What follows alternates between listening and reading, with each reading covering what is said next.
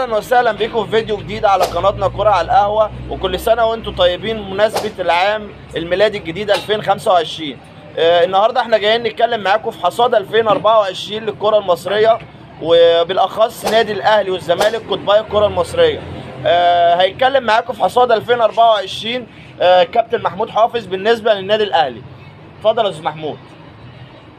هتكلم معاكم النهارده عن حصاد الاهلي في 2024، القابه وبطولاته في 2024. طبعا الاهلي حقق القاب محليه والقاب قاريه والقاب عالميه. الالقاب المحليه بالنسبه للنادي الاهلي طبعا البطوله المفضله ليه بطوله الدوري المصري اللي حققها للمره 44 في تاريخه. طبعا دي البطوله المحببه لجماهير النادي الاهلي، والاهلي طبعا وجماهيره لا يتنازلون عنها ابدا. في كل موسم الاهلي وجماهيره بيزعلوا جدا. طبعا بطوله الدوري غابت عن النادي الاهلي، جماهير النادي الاهلي بتزعل جدا. البطوله المفضله لجماهير النادي الاهلي، المحببه لينا كلنا طبعا. لما نتكلم طبعا عن ارقام النادي الاهلي السنه دي، هنلاقيه لعب 34 ماتش، احرز منهم 85 نقطه بفارق 6 نقط عن بيراميدز اكرم المنافسين صاحب المركز الثاني. طبعا هداف الدوري السنه دي للنادي الاهلي وسام ابو علي اللي جه في انتقالات يناير، لعب 6 شهور بس في الدوري وجاب منهم 18 جون، وده طبعا رقم كبير جدا يا محمد بالنسبه لواحد جاي في يناير لعب 6 شهور. دي طفره من لاعب اجنبي يدخل الدوري المصري في خلال 6 شهور، اللي هو يحقق لقب هداف الدوري ديت. دي طفره من لاعب اجنبي دخل في تاريخ النادي، في تاريخ الدوري المصري كان جايب 18 جون. كان طبعا فيستون مايلي وراه 17 جون، كان هو اصلا متفوق عليه، فوسام ابو علي عداه طبعا في بالنسبه للتهديف. طبعا عمل انجاز كبير بالنسبه للاعب 6 شهور بس في الدوري. طبعا السنه دي الاهلي احرز 75 هدف من 34 لقاء، ودخل فيه طبعا ده اللي هنتكلم عليه كويس جدا، دخل فيه 28 هدف. ده رقم كبير يا محمد. اكيد طبعا رقم كبير. طبعا دي بترجع لنقطه ضعف في الدفاع. الدفاع مش في احسن حال بالنسبه للنادي الاهلي برضه. يعني احنا حققنا الرقم الدوري، بس الدفاع مش اللي هو يدخل 28 هدف في شباك الشناوي او مصطفى شوبير لو كان لعب. فده يرجع للدفاع بالاخص، ويرجع برضه يعني ندي مثلا 10% للحراس المرمى. بس عندنا مشكله في الدفاع، هي مشكلتنا في الدفاع اكتر حاجه. طبعا الدفاع لو كويس جدا طبعا حارس المرمى يعني هيبان تألقه. اكيد طبعا بقول لك دافع كويس تاخد بطولات. الفريق اللي عنده حارس قوي ودفاع قوي ياخد اي حاجه طبعا، مهما كان مثلا نسبه تهديفه قليله ولا اي حاجه شويه. ايه اللي خده الاهلي السنه دي بعد الدوري؟ خد كاس مصر طبعا 2023 اللي هو بتاع السنه اللي قبليها. طبعا اللي هو اتلعب في 2024. التريكات اللي كانت بتحصل ديت من اتحاد الكره، يلعبوا لك الكاس بتاع 2023 في 24، مش عارف مين بيلعب، مش عارف مين بيلعب فين ومين بيلعب امتى. كانت داخله في بعضها كده. ان شاء الله باذن الله تعدل على ايد الباشمهندس هنا ابو ريد باذن الله. نتمنى الخير للكره المصريه في 2025. طبعا كاس مصر 2023 اتلعب سنه 24. طبعا اتلعب الكاس ده في السعوديه، وكان الاهلي لعبوا قدام الزمالك وكسبوا 2-0.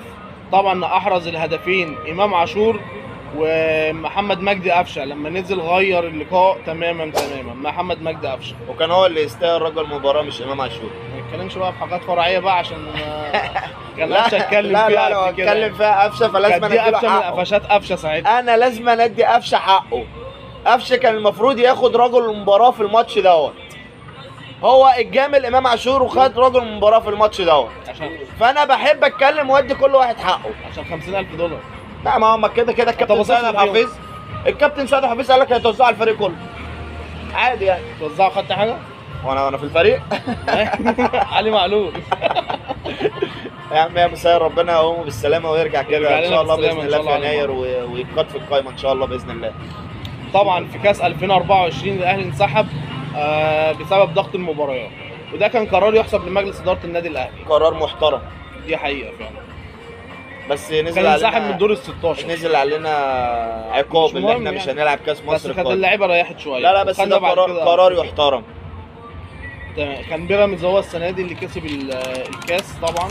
طبعا عشان احنا نتكلم على الاهلي والزمالك. عشان خاطر الاهلي خرج السنه دي بطوله السوبر المصري بالنظام الجديد، اتلعب السنه الثانيه على التوالي بالنظام الجديد اللي هي كانت دوره رباعيه. كان الاهلي لعب سيراميكا والزمالك لعب بيراميدز. الزمالك كسب بيراميدز بركلات ترجيح، وبناء عليه كسب الاهلي لما كسب بيراميدز سيراميكا اتقابلوا في النهائي الدوره الرباعيه، والنتيجه خلصت بالتعادل بينهم 0-0، والاهلي تفوق بركلات الترجيح من نقطه الجزاء. ودي كانت بطوله السوبر المصري اللي حققها السنه دي النادي الاهلي. كده الاهلي حقق الدوري المصري وحقق السوبر المحلي في 2024. بالنسبه بقى للبطولات القاريه بالنسبه للاهلي، طبعا البطوله المحببه لجماهير النادي الاهلي طبعا بطوله دوري لا لا لا لا لا ثواني، دي البطوله المفضله الى قلبي. البطوله ال 12 السنه دي حققها النادي الاهلي في دوري ابطال افريقيا، وطبعا النادي الاهلي لا يقبل الا بالبطوله رقم 13 السنه دي ان شاء الله باذن الله 2025 نحتفل بالبطوله رقم 13. بس مع عشوائيات كولر ما اعتقدش. لا لا لا عايزين تغييرات كتير ان شاء الله باذن الله، هنتكلم عليها في فيديو تاني. لا بالنسبه للانجازات العالميه والمشاركات الاهلي العالميه السنه دي، الاهلي اشترك في كاس الانتر كونتيننتال، دي بطوله استحدثها الاتحاد الدولي لكره القدم فيفا.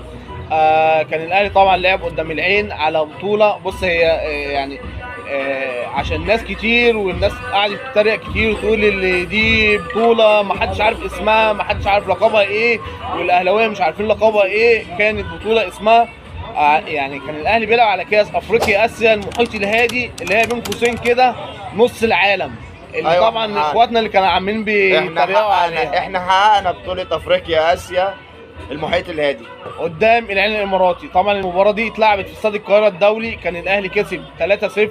احرز الاهداف وسام ابو علي الهدف الاول، امام عاشور بهدف عالمي الهدف الثاني، طبعا محمد مجدي قفشه كريستيانو رونالدو الجديد بتاعنا من ضربه جزاء.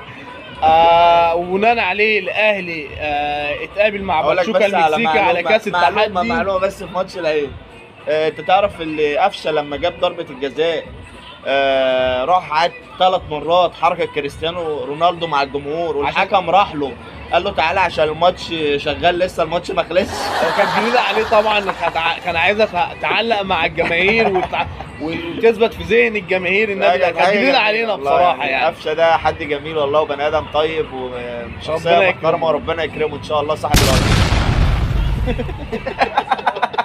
مؤاخذة يا جماعة. اتكلم على ماتش طبعا كاس التحدي. بناء عليه الاهلي قابل باتشوكا المكسيكي في كاس التحدي، وللاسف الاهلي اتغلب الماتش ده بضربات الترجيح، ومش هنتكلم على التفاصيل اكتر في المباراه دي عشان ما الحمد لله وقدر الله. الحمد لله وقدر الله ما شاء فعل. الحمد لله رب العالمين.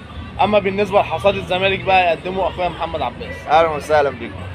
طبعا وعلى النقيض تماما، حقق نادي الزمالك بعد فشله في البطولات المحليه، حقق بطوله الكونفدراليه للمره الثانيه في تاريخه. لعب الماتش النهائي مع نهضه بركان ذهابا، انهزم 2-1، ورجع في العوده كسب نهضه بركان هنا بهدف كابتن ماجد النجم احمد حمدي. اتكلم معاكم بقى واروح للسوبر الافريقي. احمد حمدي، بالنسبه لاحمد حمدي ربنا يشفيه ويعافيه، ربنا يشفيه ويعافيه ان شاء الله باذن الله. طبعا انا بحب اللاعب دوت اصلا من ايام ما كان في الاهلي قبل ما يطلع بره. طبعا انا بقى اتكلم معاكم عن ماتش مهم جدا اللي هو بطوله السوبر الافريقي. حقق نادي الزمالك بطوله السوبر الافريقي على حساب النادي الاهلي بعد تغلبه بضربات الجزاء الترجيحيه. انتهت المباراة بنتيجة 1-1. نزل الأسطورة ناصر منسي أحرز هدف التعادل، ووصلنا لضربات الجزاء، وحقق الزمالك بطولة السوبر الأفريقي على حساب النادي الأهلي، وطبعا بعد فشل في البطولات المحلية.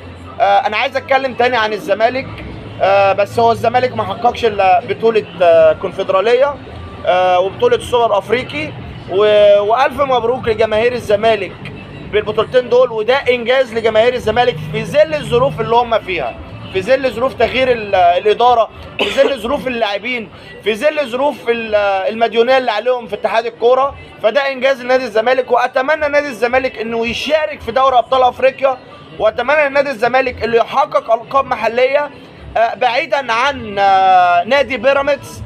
مع احترام النادي بيراميدز، بس قطبي الكره المصريه ما بين الاهلي وما بين الزمالك. واتمنى ان انتوا تستمتعوا معانا في قناتنا كرة على القهوة. معاكم محمد عباس ومحمود حافظ. ما تنسوش الاشتراك في القناة والاعجاب بالفيديوهات اذا عجبتكم ان شاء الله، وما تنساش تفعل الجرس.